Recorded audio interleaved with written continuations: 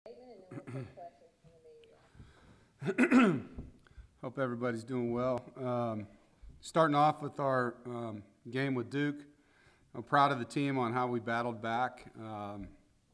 Obviously got off to a bad start momentum-wise, giving up a blocked punt. Operation time was good. We need to do a better job formationally, but it was a nice job by Duke in that situation, just stemming their front and putting us in a situation where we had a short edge. So I thought Coach Goebel adjusted as the game went on and did some good things to clean that up. You know, really impressed just how we played complementary football. You know, we had to overcome ourselves in this game, and not to take anything away from Duke, but when you have 8 penalties for 106 yards in the first half, turned the ball over twice in the first quarter, it's tough. You know, in the second half we did not have penalties. We just played football, and it's amazing what happens when you don't beat yourself. You know, and those are immature things by a young football team that we got to learn from and learn from now. And I think it's great for them to be able to see the difference in the product when they're making the decisions that they're coached to make. You know, they blocked a punt for a touchdown. We matched them. Blocked a punt for a touchdown. We had 3 turnovers. We matched them, 3 turnovers on takeaways on defense. And so our guys responded to the situations they were in. And I think that says a lot about the resiliency of this team. You know, can't say enough about the guys that stepped in their roles, not just in this game, but throughout the year. We've had a lot of, whether it was a targeting ejection or an injury. In this particular game, Isaac Duffy-Webb performed really well, graded out 91%, had no mistakes, had 2 tackles on 3rd down. Devin Boykin came in, had a pass breakup in the end zone. Bryson Spees continues to play multiple positions on the offensive line. Dylan McMahon played the most he's played this year on the offensive line, and those guys are battling. Are they playing perfect? No, but you know, we talk about next man up mentality, and I think what I'm most proud of is the next man up is performing like the guy was in front of him in most cases, and that along with the team rallying around those guys and guys taking advantage of their opportunities. Sometimes you'll have a guy as a backup who may not be playing as much as he wants, and he's not going to prepare the same way. He doesn't have the same intensity in his preparation or in his practice, and we're not doing that. You know, I told the team I like practice right now because the 1s are competing, the 2s are competing, our scout team is competing, and that's allowing us to have the situations we are on game day where all of a sudden the guy's name's called, and each week it's been a different player that didn't expect to have the reps he got that was ready to play. And so that's been fun as a coach to see. You know, positives on offense, I think we made some really good contact catches in this game. Devin gave guys a chance, and they made the plays. You know, we were very efficient on 3rd down. When you combine our 3rd and 4th downs together, we were 50%. We were 100% scoring in the red zone. And I thought we played our most physical football in the 4th quarter. I thought there was a lot of straining, a lot of competing on the O-line, tight end, running back group. We were very physical, and I like seeing that. As you know, negatives, turning the ball over 3 times is going to put you in a very difficult situation. Hard to win games doing that. So we have to do a better job with the fundamentals. You know, 2 of the fumbles. Devin had the ball low on the sack fumble. He's got to be able to pull the ball up as a quarterback when you're in traffic and take care of it. And Bam's got to put 2 hands on the football when he's got all those guys hitting him. The 3 penalties on offense were critical penalties. All 3 of them were 3rd down or 4th down plays that would have been 1st downs that we then had to redo the 3rd down and had to punt. And so all 3 were drive stoppers. Obviously, the injury to Devin is tough for him and us. I hate that for a young man that's worked so hard, that was playing so well. The positive news is he'll have a normal, healthy recovery. It's nothing that will haunt him from an injury standpoint, but it'll probably keep him out of the regular season. But we'll see how fast he can heal. You know, I know Bailey and Ben and Ty are excited about their opportunity, and they'll work hard with Coach Beck to be ready to help us win games. And that's what it's all about, you know, maximizing your opportunity and the guys around you helping to the best of their ability. On defense, we held their running backs to 1.2 yards a carry, and that was a goal going into the game. We thought their two backs were the strength of their offense. We were really good on third down. We were 75% efficient on third down as a defense. I thought Coach Gibson did a nice job of mixing different things up. We played different drop 8 coverages. We rushed 4, we rushed 5, we rushed 6. The goal line stand for the third time this season, I think, just shows the resiliency and toughness and really the detail. It's not just being tough. I mean, they run a bootleg, and both guys are completely covered in the route, and Levi does a phenomenal job tackling the quarterback in space on a boot. But the 3 takeaways and the one in the red zone by Peyton, our first interception of the game, was a big momentum play. We only gave up 3 explosive plays, none in the pass game, which is really hard to do in college football right now. The 2 of the explosive runs were quarterback keeps that shouldn't have been there. It was poor job discipline-wise by 2 of our players on those 2 runs. We had a blitz on one, and Tanner just chased the ball instead of playing technique, and the other one, CJ Hart, didn't do his job. So things that are correctable. Obviously losing a third player and on the season and targeting is coaching. We got to do a better job. Our players got to understand the strike zone. They got to play with their eyes up. They got to understand they can't launch. They can't lead with the crowd of their helmet. It has to get fixed, and that's something that we will get fixed. It's obviously something that they're doing to protect football players. I thought the defensive penalty on Peyton was immature on his part on the sideline, and that hurt us. So these are things that we got to correct. Our special teams were kind of mixed in this game. There's some really bad and some really good. Obviously, you can't give up a blocked punt for a touchdown and have 4 penalties on special teams. Those things are atrocious. But we responded. We had some good kickoff returns. We had a blocked punt for a touchdown. I thought our kickoff coverage was outstanding. I think Chris Dunn made a clutch field goal at the end of the game to make it a 2-score game. So there's some good things. There's good effort. There's got to be better execution. And I just think the guys are buying into preparing. They're practicing with an edge. They're seeing the results of their effort. And now we get to play a really good crosstown game that's been going on since 1894. And I know it's a game that means a lot to both schools, fan bases, boosters, and football clubs and teams and coaching staff. So it's going to be a hard-fought game. They're a very well-coached veteran team with a lot of skill, a lot of team speed. And obviously they're coming off a tough loss, but one in which I think they played really well in the second half. Really a tale of 2 halves for them down there. But they're 3-1, as you guys know. They're an explosive offense. Receivers do a nice job. They've got a blend of size and speed, and Sam's a tremendous quarterback. Their 2 tailbacks are really good players, different from each other, both explosive, both good in the run and the pass game. They don't turn the ball over a lot. They've got a big offensive line. Tight end, Walston's a good player. So, it's going to be a good football game. It's a great opportunity to play against a really good offense. Defensively, they lost some good defensive linemen last year. They look improved in the secondary to me. I think their linebackers are the same kids, and Surratt and Gimmel do a great job. They're active. They blitz a lot.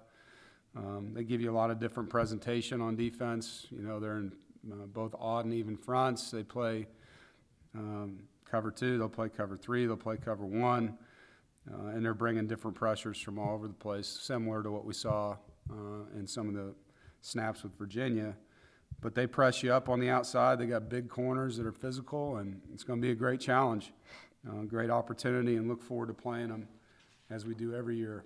So, a chance to play against a top 20 team on the road again, and a chance for our team to overcome some things injury-wise and really go up there and fight against a veteran team. So, any questions? Brad Freelander. Hey, back during preseason camp, you talked about how because of the COVID pandemic, you had to prepare more players because you just never knew who was going to be available. How much did that, or has that contributed to the next up situation that you mentioned earlier, and having guys come in and play at the level that they have in reserve? Oh, I think that contributed. I think our practices, the way they were set up early on, before we had to stop everything. We were getting 1s, 2s, 3s, and 4s reps because we just didn't know what could happen at that time. You know, we were kind of early in the process, and then we had the stoppage, and when we restarted practice, there was only 45 guys, and some of those were our 3s and 4s. You know, 1s and 2s weren't even at practice. And so we've really repped everybody in a different way, and we've cross-trained guys, as you know, at different positions in case things happen, and you're seeing that pay off. Icky played guard, now he's playing tackle. Spees has played guard and tackle. Dylan McMahon's played center and guard. Like all those things we did in training camp are now paying off. Same thing at safety. Devin Boykin has played both safety spots. Isaac Duffy-Webb has played nickel and strong safety. You know, so we're having to do that. You see Cecil Powell playing corner and dime and nickel. So there's guys that are going to have to fill those spots and have been able to do that because of, I guess you'd say, the preventative measures we took. The unfortunate part of it is now it's not really the COVID that's playing us, you know, it's some of the injuries at the same position group. You know, we've just kind of had some piled up injuries on the O-line and in the secondary that are really testing our depth. Thanks, Dave. Yep. Aaron Beard. Dave, how's Bailey maybe advanced since he got the starts earlier this year, and obviously you saw him get reps now, you know, compared to last year. You've already seen some of that, so how has he made some gains, you think, maybe even since the first couple of starts? Well, I think he knows our offense. I think he's in a different position as a teammate. You know, I've said this earlier. I thought when you transfer in as a QB or as anybody really, you're not a part of a recruiting class. You're kind of your own lone soldier, you know, and you're trying to win a job at the same time. And so it's hard to get to know your teammates the same way that you do in year two. And so I think he's more comfortable here. I think he's got a good circle of people. He can just be himself, you know. I think he understands what his role was, and it was a very positive teammate, very energetic around his friends and teammates, and and now it's just taking advantage of an opportunity. You know, I don't think he'll tell you that he thought he played well yesterday or Saturday, did some good things, did some things that he could do better, and now just pouring all that energy into it. And we got to get Ben and Ty ready too, because, you know, they're a play away from being in the game. So, you know, we've got to get some reps into those guys here with our offense and make sure all three of them are ready to play.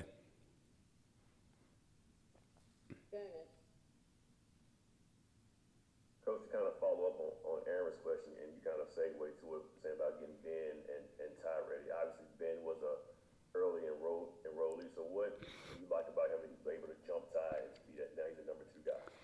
You know, they were pretty much in the same category. Ty had an injury that kept him out for a long time that allowed Ben to get reps and just gain more knowledge and timing with the offense. So that's kind of where that went. Ben's just got more reps right now. But, you know, the thing you like about Ben, he's very smart. He has great spatial awareness. He sees things really well, gets the ball out quick. He can run.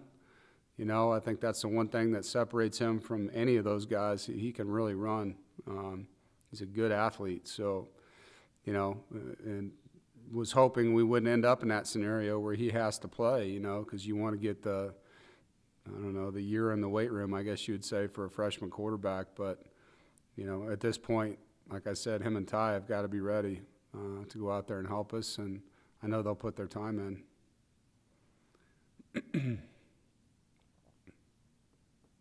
Gibby.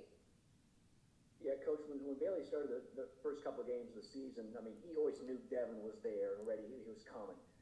Now it's not the point. I mean, it's going to be him. Can that maybe help him down the road that maybe he lets the mistake go and doesn't dwell on it more now? Yeah. He's got to be the guy. Yeah, he's just got to play confident football. He's got to run the system. He's got to quit worrying about things that could happen if he doesn't play the way he's supposed to play. He's just got to go play football and let it all go. And I think, you know, for him, it's just a one play at a time. I thought he played really good against Wake Forest, you know, and so we just need him to get back to that. I know he'll prepare the right way, and, you know, it's his time. And so it's a matter of him taking advantage of the opportunity, and that's what I tell the players all the time. You know, you're going to have an opportunity at some point. It's on you to be ready. And so now it's his opportunity to go show, himself and everyone out there what kind of player he can be. And he doesn't have to go be Superman. He just needs to run the offense. That's it. What did you see in yesterday? I assume you guys practiced a little bit yesterday. What did you see in him? I mean, the confidence. Did you see a different guy knowing what he's facing now? No, I mean, he's not going to all of a sudden change who he is. I think he's excited, but he's got to put the work in. I think that's what you see. You see he's just sitting down learning what we see. What are the things that we're going to do? I mean, this point of the week's pretty cerebral at that position. We don't practice till tomorrow. So yesterday was a lot of film, a lot of talk. They went out and walked through some things. But tomorrow will be the first day that we really get in there and start cranking up the game plan with them. Thanks, Coach. You're welcome. Dave, obviously the last start for Bailey against Virginia Tech didn't go the way he wanted, but it seems like, too, in the weeks since then, you guys have made a ton of improvements on the defensive side of the ball. Do you think the defense playing the way they have and doing what they do and getting stops and making plays and kind of controlling games a little better can help Bailey and the other quarterbacks by putting them in better situations? Yeah, I mean, I think it's a team game, and when you're playing complementary football offensively, there's less pressure.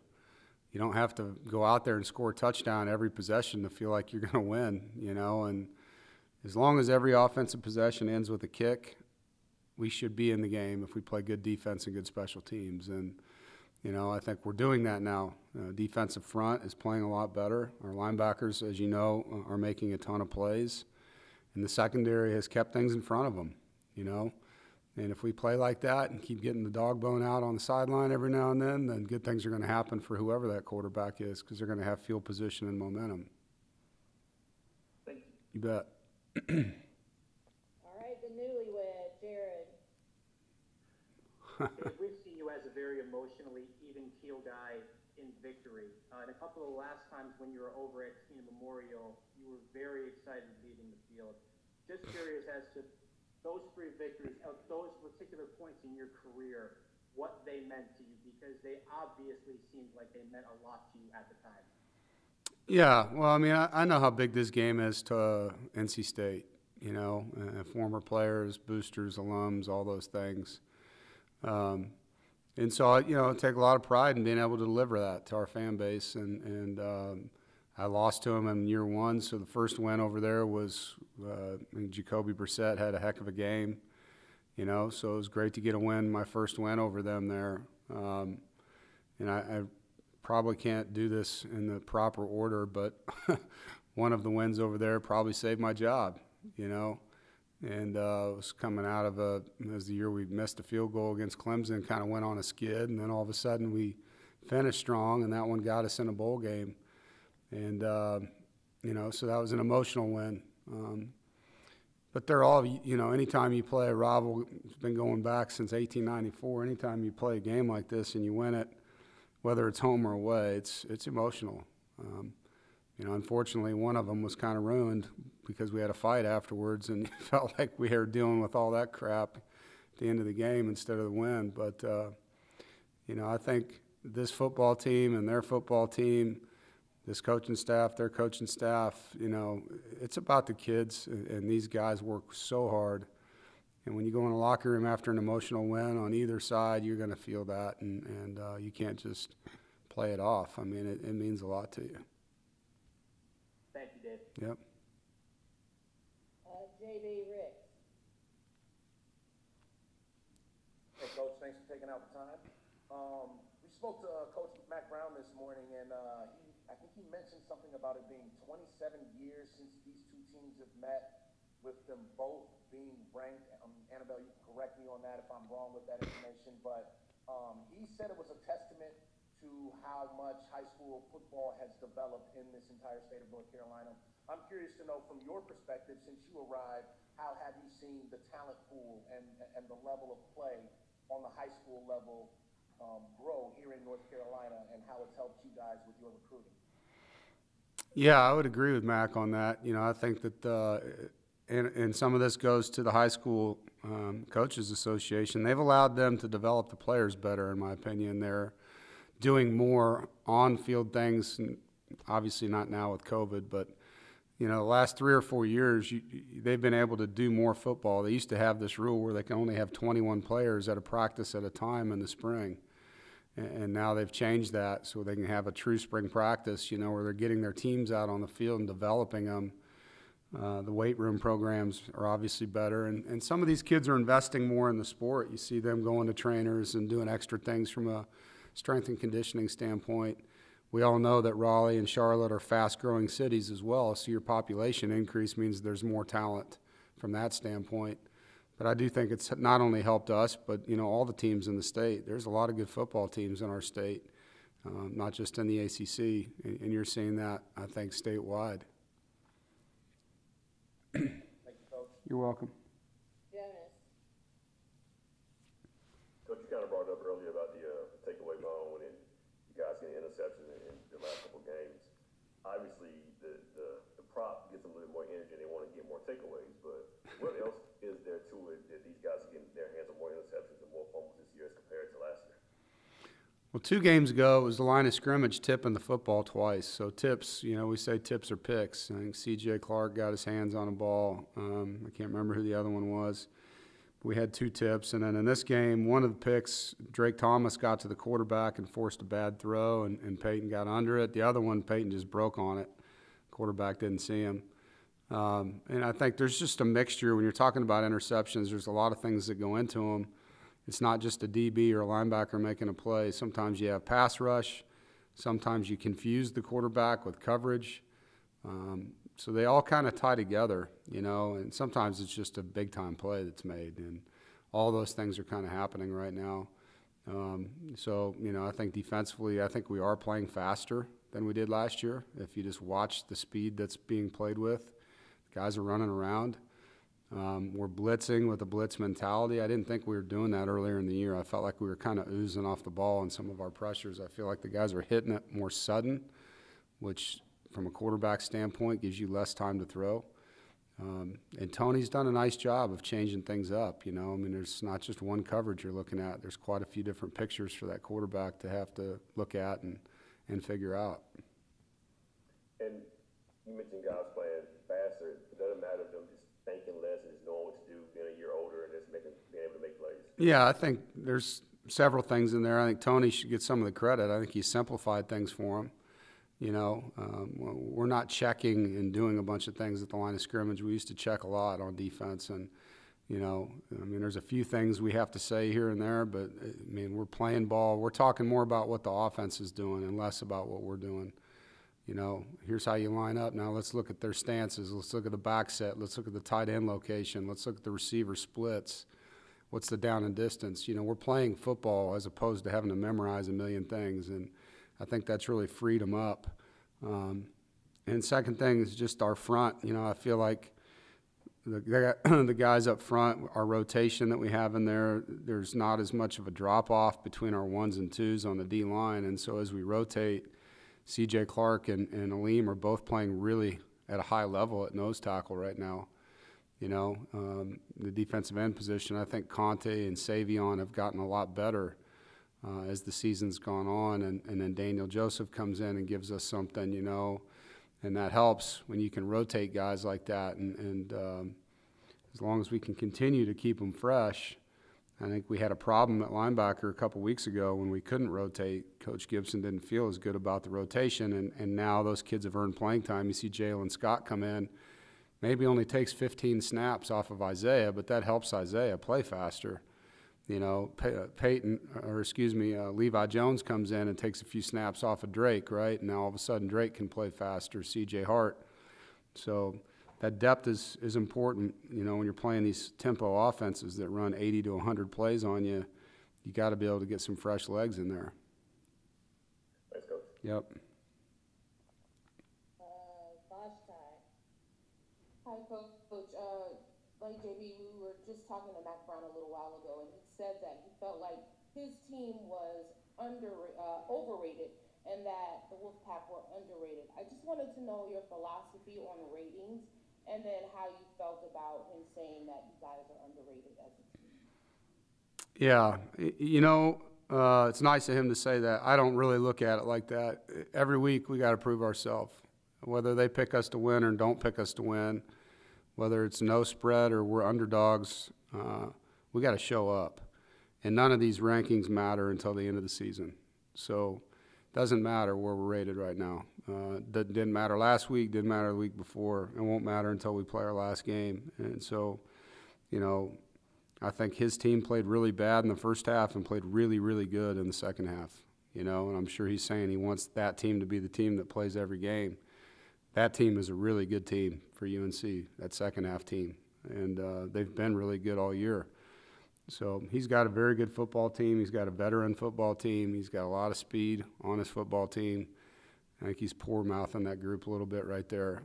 I think they're a really good football team. Charlie Mickens. Good afternoon, Dave.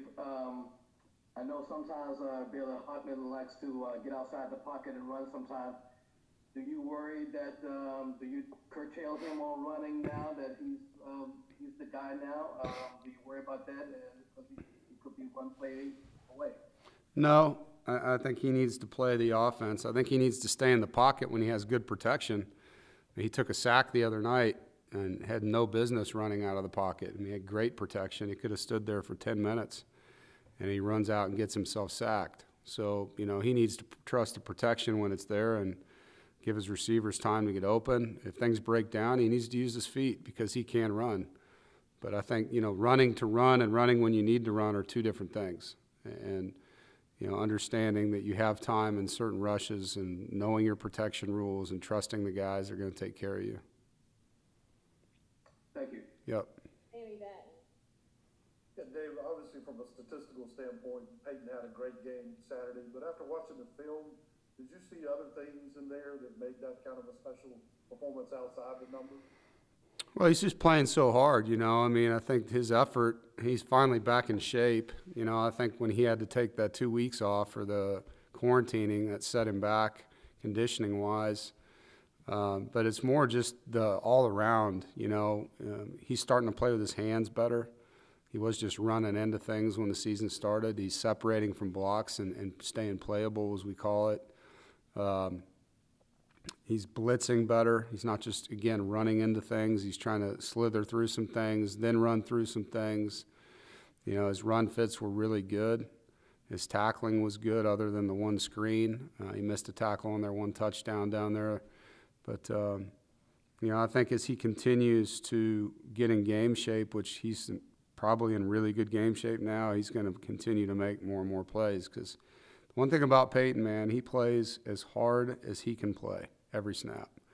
And that is visible, you know. And I really respect that about him, just the effort that he plays with. And now it's just about, you know, similar to how Bradley Chubb was here, sometimes his aggression gets the best of him, you know, and he's got to really learn how to channel that and use it every play the right way. Mark Armstrong. I'm glad you brought up Peyton Wilson. He was obviously once committed to Carolina, but said the culture at NC State was more for him. How do you define this rivalry? Is it the relative culture of the two schools? What kind of characterizes this rivalry? You know, I don't know exactly what their culture is, so I don't want to speak on something I don't understand. I mean, I know what our culture is blue collar. You know, I've said it many times. I came to NC State because I felt like I fit in. You know, it's a bunch of people that work hard, that like to have a good time together. Very intelligent people, but very hardworking people. And, you know, the blue collar, hands in your dirt program, and that's what we're all about here. And, you know, if you look at our fan base, they support every sport. They don't just support football, and I love that about them. You can go to a wrestling match and it's sold out. You know, you can go to women's basketball and it's sold out. You come to football, it's sold out. You go to men's basketball, it's sold out. So they don't just support football, they support student athletes. And I think that makes our fans very special. And, you know, that's what we're all about here. And, you know, I think their school probably has their definitions of what they're all about. Thank you. Yep. Last question, Brett Friedlander. Yeah, Dave, what kind of relationship do you have with Mac, and how much contact and you know, interaction did you have with him when he was with ESPN and he did any of your games? Not much. You know, I've known Mac a long time. When I was at Kansas, he was the head coach at Texas, and I recruited Texas and would run into him time and time, competed against him. He was always, you know, a great mentor in the business to a lot of young coaches. And he's a first-class guy, you know. I think when I came here, he congratulated me when he was with ESPN. You know, now that we're on the other side of things, competing against each other, you know, we're not talking obviously the same way as we used to, but I do know that there's respect from both sides, and he's done a great job since he's come back, and obviously the last time he was there, he did a great job as well. Thanks. Good luck this week. Thank you. All right, thank you, Coach. Thank you, everybody. All right, guys, have a great day.